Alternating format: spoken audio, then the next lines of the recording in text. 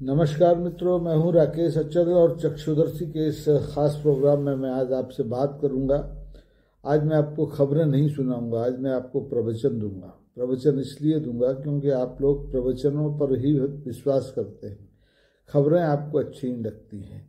तो आज के प्रवचन का केंद्र बिंदु भी संगम ही है। वो संगम जहाँ पर कि इन दिनों महाकुंभ लगा हुआ है। ज्योतिषियों ने कह दिया है कि ये महाकुंभ 144 साल के बाद आया है और बड़ा विशिष्ट है। कुंभ तो हर साल 12 साल में लगते ही, हर 12वें साल में कहीं ना कहीं होता ही है। कभी नासिक में, कभी हरिद्वार में, कभी प्रयाग में और कभी उज्जैन में, सिंहस्थ जिसका नाम है। लेकिन जैसा इस बार प्रयागराज में हुआ है वैसा कभी नहीं हुआ है। तो संगम इसका नाम है, लेकिन मुझे लगता है कि संगम पर मौनी अमावस्या की रात में जिस ढंग से भगदड़ हुई है और उस भगदड़ में जो लोग मारे गए हैं, उनके मरने का गम इस संगम को नहीं है। इस संगम पर जो कल्पवास कर रहे हैं हमारे संत महंत पीठाधीश्वर महामंडलेश्वर शंकराचार्य, इनमें से किसी को भी इसका गम नहीं है। संगम के तट से 30 लाशें उठी, 200-250-400 घायल अस्पताल पहुंचे। थोड़ी देर के लिए लोग शोक मग्न हुए। प्रधानमंत्री जी ने 2 बार फोन पर बात कर ली, मुख्यमंत्री ने लखनऊ में बैठ के स्थिति की समीक्षा कर ली और पूरे 12 घंटे के बाद मृतकों का आंकड़ा भी जारी कर दिया सरकार ने। मृतकों के परिजनों को 25-25 लाख की राहत राशि भी देने की घोषणा कर दी और अपने आप को पापों से विमोचित कर लिया, उस उत्तरदायित्व से मुक्त कर लिया जिसके लिए कि वो जिम्मेदार थे, यानी इन मौतों के लिए जिम्मेदार थे। तो कहने का मतलब ये है कि संगम में और संगम को इन मरने वालों का कोई गम नहीं है, क्योंकि लोग तो मरते रहते हैं। सनातन धारणा ये है और ये कहा भी जाएगा, जो प्रवाचक वहाँ बैठे हुए हैं बड़े बड़े, कि भाई उनकी तो आ गई थी, उन्हें जाना था, उन्हें तो मोक्ष प्राप्त हो गया है, इसलिए उनका क्या गम करना। तो वाकई में ऐसा लग भी रहा है, क्योंकि देखिए जैसे ही इधर लाशें उठी उधर मैं देखता हूँ कि संगम के तट पर न सिर्फ अखाड़ों के लोग शाही स्नान कर रहे थे, बल्कि हमारे देश के 4 में से 3 शंकराचार्य भी गंगा में डुबकियां लगा रहे थे, संगम पर डुबकियां लगा रहे थे। और टेलीविज़न वाले उनसे पूछ रहे थे, महाराज आपको कैसा लग रहा है, महाराज आपको कैसा लग रहा है। और वो कह रहे थे, वाह वाह, मन प्रफुल्लित है और ऐसा इस सुख की अनुभूति का वर्णन नहीं किया जा सकता। तो निश्चित तौर पर एक तरफ गम है, एक तरफ खुशी है। तो जिन लोगों को गम हुआ वो रोए जिंदगी भर, ये अलग बात है। 25 लाख उनके कितने काम आएंगे ये वो जाने। लेकिन जो साधु संत हैं और जो करोड़ों लोग वहाँ जमा हैं, वो तो इस संगम में और इस महाकुंभ में जो 144 साल बाद आया है, डुबकी लगा करके न सिर्फ मोक्ष की कामना कर रहे हैं, न सिर्फ अपने पापों को धो रहे हैं, बल्कि अमर होना चाहते हैं। अब इसको अमर स्नान कहा जाता है। शाही स्नान भी है लेकिन अमर स्नान भी है, क्योंकि अमृत काल चल रहा है तो अमृत स्नान हो गया है। और अमर होने की लालसा दुनिया में हर किसी को होती है, लालसा होती है। लेकिन चाहे वो आबे जमजम पी ले, चाहे वो गंगा जल पी ले, चाहे अमृत ही क्यों न छक ले, उसे मरना पड़ता है। अमर कोई हो नहीं पाता। अमर तो सिर्फ देवताओं को कहते हैं, क्योंकि उनकी मृत्यु नहीं होती है, वो सनातन होते हैं। लेकिन मनुष्य को तो मरना पड़ता है, चाहे वो पैरों से कुचल कर मरे, चाहे वो पुलिस की गोली से मरे, चाहे वो धक्का मुक्की में मरे, चाहे भूख से मरे, चाहे बीमारी से मरे। मरना आम आदमी को ही है, खास आदमी को मौत इतनी आसानी से आती नहीं है। आप देखिए संगम में ये जो भगदड़ है कोई पहली बार नहीं हुई है। 1954 में लोग बताते हैं, उस समय मेरा तो जन्म नहीं हुआ था, कि करीबन 800 लोग मारे गए थे। उस समय देश के प्रधानमंत्री पंडित जवाहरलाल नेहरू थे और कहा जाता है कि नेहरू जी उस समय ये संगम में आए थे दौरे पर, तो उनको देखने के लिए भगदड़ मच गई थी। अब हकीकत क्या है ये मुझे नहीं मालूम है, लेकिन 800 लोग मारे गए थे, ये एक रिकॉर्ड है, इतिहास में दर्ज है। संगम में दूसरे कुंभ में जो हादसा हुआ वो 1986 में हुआ। इस हादसे में भी करीबन मेरे ख्याल से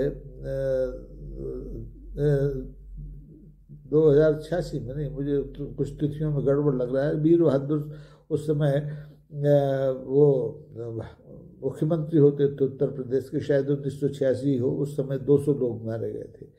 उसके बाद 2003 के कुंभ में भी 135 लोग भी अव्यवस्थाओं के शिकार हुए और उन्हें अपने जान से हाथ धोना पड़ा। और 2013 में, ये तो हाल की बात है, आप सबको भी याद होगा, अखिलेश यादव मुख्यमंत्री थे, उनके कार्यकाल में भी भगदड़ हुई और उसमें 42 लोग मारे गए। लेकिन आप देखें कि इन जितने भी लोगों के शासनकाल में ये हादसे हुए, उनका कोई बाल बांका ऊपर वाले ने नहीं किया।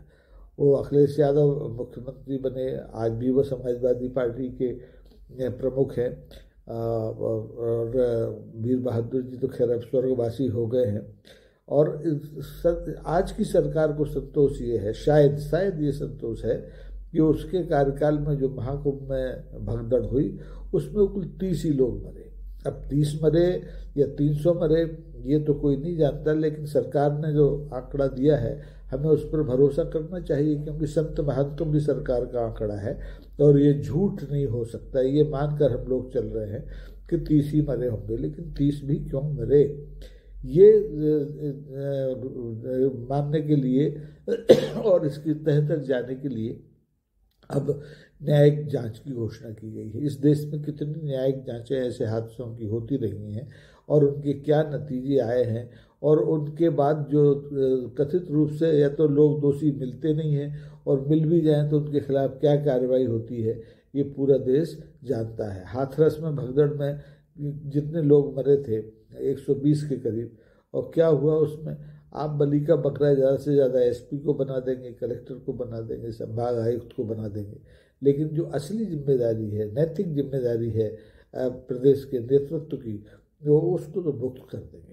और मेरे को तो लगता है कि जब तक इस जांच की रिपोर्ट आएगी तब तक अगला आम चुनाव भी आ जाएगा, लोग इस हादसे को भूल जाएंगे। वो तो भूलने में तो बहुत कम समय लगता है, 2 घंटे में ही भूल गए। लोगों ने वहाँ बाकायदा शाही स्नान किया, शंकराचार्यों ने स्नान किया, करोड़ों लोगों ने स्नान किया, कोई रुका नहीं कि आज कम से कम यहाँ लाशें उठी हैं तो इस स्नान को स्थगित कर दिया जाए। कोई इस अवसर को छोड़ने के लिए तैयार नहीं है। और ये कुंभ के हादसे तो सबके काम आते हैं, फिल्म इंडस्ट्रीज के काम आते हैं। फिल्म इंडस्ट्रीज में तो 1948 से लेके अभी तक एक दर्जन से ज़्यादा फिल्में बन चुकी हैं, जिसमें कुंभ मेले में के हादसे हैं, कुंभ मेले में बिछड़ना है, और या फिर कुंभ को संदर्भित करके, केंद्रित करके कुछ न कुछ डायलॉग बाजी है। जैसे अमर अकबर एंथोनी ने, आपको याद हो, उसमें कुंभ के बिछड़े का शब्द का इस्तेमाल फिल्म और गीत में भी किया गया है। तो ये मेले हैं, जिंदगी के मेले हैं, लगते रहते हैं और इनमें कोई रुकावट नहीं आती। लोगों के मरने से, जीने से कोई फ़र्क नहीं पड़ता। लोग अनुभव भी इससे नहीं लेना चाहते, सीखना नहीं चाहते। अगर सीखा होता तो 1954 में जो हादसा हुआ था, 800 लोग मारे गए थे, उसके बाद फिर 1986 में हादसा नहीं होता, उसके बाद 2003 में हादसा नहीं होता, उसके बाद ये 2013 में हादसा नहीं होता, और फिर 2024 में भी ये हादसा नहीं होता। लेकिन हम सबक लेने के लिए तैयार नहीं होते हैं। और इस बार तो इस कुंभ के हादसे के लिए मैंने कल भी कहा था कि ये जो हाइप क्रिएट किया गया कुंभ को लेकर के, जो एक कुंभ स्नान को सनातन होने का सर्टिफिकेट मान लिया गया, उसकी वजह से भी ये अव्यवस्था हुई। अगर इतने करोड़ों लोगों के आने का अनुमान था तो सरकार चाहती तो वन वे व्यवस्था कर सकती थी कि एक तरफ से आइए, दूसरी तरफ से जाइए, लेकिन ऐसी व्यवस्था नहीं हुई। सरकार ने करीबन 8,000 करोड़ रुपया इस आयोजन पर खर्च कर दिया, 30 पुल बनवाए, बावजूद इसके ये हादसा हुआ। और ये हादसा क्यों हुआ? क्योंकि इसमें विशिष्ट और अति विशिष्ट जनों के लिए एक अलग घाट बनाया गया। अब जो मठाधीश हैं, मंदिर के और अखाड़ों के प्रमुख हैं उनके लिए अलग तंबू, टेंट सिटी बनाएगी। अरे भाई, टेंट सिटी की क्या ज़रूरत है? आम जनता का कम है, आओ और जाओ। अभी मैं देख रहा था कि उत्तर प्रदेश के डीजी हैं, वो कह रहे थे कि हमारा तो ये सूत्र ही होता था, 2 दशक पुरानी बात वो बता रहे थे कि भैया डुबकी लो और आगे बढ़ो, रुको मत। आप संगम के या गंगा के तट पर रुको मत, डुबकी लो, आगे बढ़ो। अगर रुकते हो तो ये हादसे होते हैं। तो ये जब पूर्व का अनुभव था तो आज के पुलिस अधिकारियों को इस पर अमल करना चाहिए था, लेकिन नहीं किया अमल, और लापरवाही हुई। 30 लोग मारे गए, सैकड़ों लोग घायल हुए। अब ये 30 का आंकड़ा अंतिम नहीं है, बहुत से लोग तो अभी अस्पताल में हैं, हो सकता है उसमें से कई लोग बेचारे ना बच पाएँ।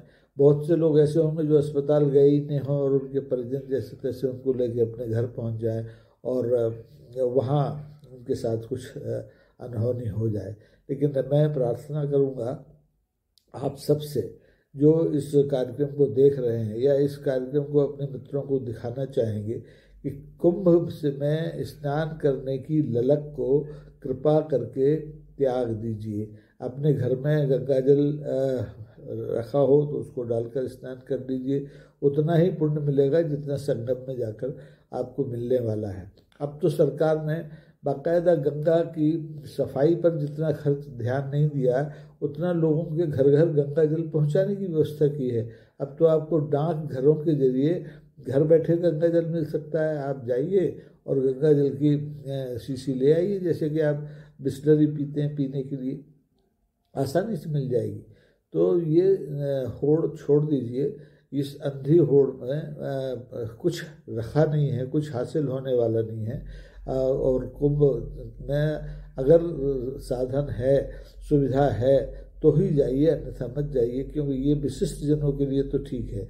उनके यहाँ मुख्यमंत्री भवन के से पासेस भी आ जाते हैं, जिला प्रशासन भी उनके वाहनों को पास दे देता है, उनके रुकने ठहरने के लिए सरकारी आवास हैं, कुटियाँ हैं, टेंट्स हैं। असंत महंतों के यहाँ भी डॉर्मेट्रीज बनी हुई हैं, लेकिन आम आदमी के लिए कुछ नहीं है। आम आदमी को सड़क पर रात गुजारना पड़ती है अगर उसे रुकना पड़ा तो कुंभ में।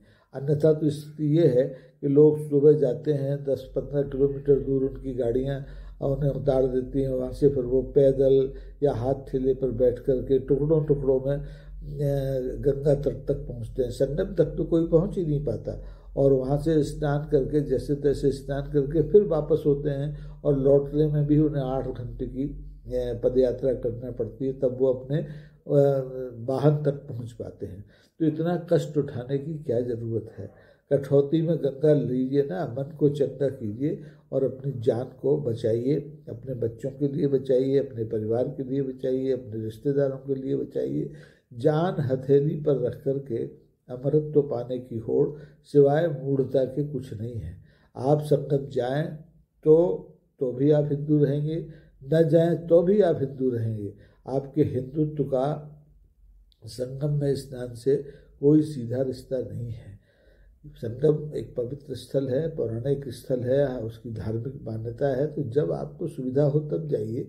कुंभ का क्या है? कुंभ तो हर 12 साल में आता है। इस कुंभ में नहीं, अगले कुंभ में नहा लीजिए, लेकिन कम से कम अपनी जान तो बचाओ प्रभु। अगर जान है तो जहान है, अन्यथा इस जहान का क्या। यहाँ तो आपने देख लिया कि लोग मरते हैं और 2 घंटे बाद सब भूल जाते हैं। संगम को गम होता ही नहीं है। संगम तो लगता है कि खुशियों का संगम है, पैसे वालों का संगम है, आम आदमी का, गरीब आदमी का संगम नहीं है। अगर आम आदमी का और गरीब आदमी का संगम होता तो मरने वाले गरीब नहीं होते, अमीर भी होते। लेकिन अमीर कोई नहीं मरा, कोई साधु संत नहीं मरा। मरे कौन? अररिया से कोई आया, बिहार से मरा कौन? बंगाल से कोई आया, कोई चित्रकूट से आया, कोई मध्य प्रदेश से आया, कोई राजस्थान से आया, कोई छत्तीसगढ़ से आया। गरीब आदमी मरा, अमीर एक भी नहीं मरा। अमीर मरता ही नहीं है। अमीर तो तब तक नहीं मरता जब तक कि उसके पास पैसा ख़त्म नहीं हो जाता, और अमीर का पैसा कभी ख़त्म नहीं होता। वो जो होता है ना, एक नकली सांस लेने का यंत्र, जिसे वेंटिलेटर कहते हैं, उस पर भी महीनों पड़ा रहता है, जाने को तैयार ही नहीं होता। तो आप अमीरों से होड़ मत कीजिए। आप इस देश के आम आदमी हैं, गरीब आदमी हैं, आपकी हैसियत नहीं है कि आप सीधे अमृत को प्राप्त कर लें और जो लोग शाही स्नान कर रहे हैं उनका मुकाबला कर लें। मेरे ख्याल से बात आपकी समझ में आ गई होगी और आप अपने मित्रों को भी ये समझाएंगे कि दूर से ही नमस्कार करें संगम को और अपने प्राण की रक्षा करें, क्योंकि संगम कभी गम में नहीं डूबता, संगम से गम कोसों दूर रहता है। तो आज के लिए बस इतना ही। अगर आपको ये मेरी बात, मेरा प्रवचन अच्छा लगे तो इसको लाइक कीजिए, शेयर कीजिए और चैनल को सब्सक्राइब कीजिए, ताकि लीक से हटकर आपको कुछ ना कुछ सुनने को मिल सके, आपके मन की बात हो सके, किसी और के मन की बात ना हो सके। धन्यवाद, नमस्कार।